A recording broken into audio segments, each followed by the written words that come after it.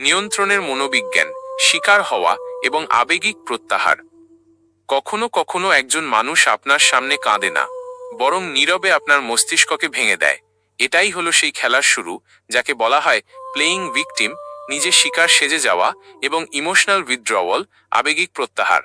আর আজ আপনি এই দুটি রূপকে এমনভাবে চিনতে শিখবেন যাতে কেউ আপনাকে আর কখনো নিয়ন্ত্রণ করতে না পারে। প্রায়শই মানুষ তাদের ভুলের দায়ভার নেওয়ার পরিবর্তে নিজেদের শিকার হিসেবে তুলে ধরতে শুরু করে। তারা কাঁদবে না, কিন্তু এমন একটি বেদনাদায়ক মুখ তৈরি করবে যে আপনার মনে হবে ভুলটি আপনারই। এটি প্লেয়িং ভিকটিম এর সবচেয়ে বিপজ্জনক রূপ। ব্যক্তি নিজেকে এতটাই নিরীহ দেখায় যে আপনার মন দুই ভাগে বিভক্ত হয়ে যায়। আপনি ভাবতে থাকেন, আমি কি সত্যিই কিছু ভুল করেছি? এইখানেই আপনার অপরাধবোধ, গিল্ট জেগে ওঠে এবং তাদের নিয়ন্ত্রণ, কন্ট্রোল শুরু হয়। এরপর আসে দ্বিতীয় অস্ত্র, ইমোশনাল উইথড্রওয়াল, আবেগিক প্রত্যাহার। এটা সেই মুহূর্ত যখন সামনের ব্যক্তিটি হঠাৎ চুপ হয়ে যায়, কথা বলা বন্ধ, মুখে নীরবতা, এবং আপনাকে উপেক্ষা করা শুরু করে। এই নীরবতা শাস্তি নয়, বরং মনস্তাত্ত্বিক চাপ।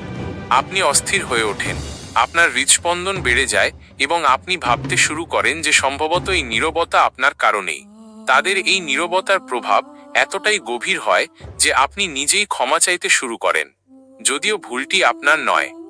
এবার ভাবুন, যখন প্লেয়িং ভিকটিমের সারল্য এবং ইমোশনাল উইথড্রওয়াল এর নীরবতা একসঙ্গে খেলা হয়, তখন মানুষের ভেতরে একটি অদৃশ্য অপরাধ বোধ সৃষ্টি হয়। এই অপরাধ বোধ আপনাকে সেখানেই ঠেলে দেয় যেখানে তারা চায়। আপনি তাদের মতো করে ভাবুন, তাদের মতো করে পরিবর্তন হন, এবং অবশেষে নিজের ওপরই সন্দেহ করতে শুরু করুন। দর্শকদের জন্য সবচেয়ে বড় ইঙ্গিত কি? যদি কেউ সবসময় শিকার সেজে যায়, যদি কেউ প্রতিটি বিতর্কে অদৃশ্য হয়ে যায়, যদি কেউ শুধুমাত্র নীরবতা দিয়ে আপনাকে অস্বস্তিতে ফেলে, তবে বুঝুন সেখানে আবেগিক খেলা চলছে। আর মনে রাখবেন, সত্যিকারের সম্পর্কে কেউ শিকার হয় না, এবং কেউ নীরবতাকে অস্ত্র বানিয়ে অন্যকে ভাঙে না। যদি আপনার আশেপাশে এমন কেউ থাকে, তবে এটি বুঝতে পারাটাই আপনার প্রথম বিজয়, কারণ সচেতনতাই সবচেয়ে শক্তিশালী সুরক্ষা।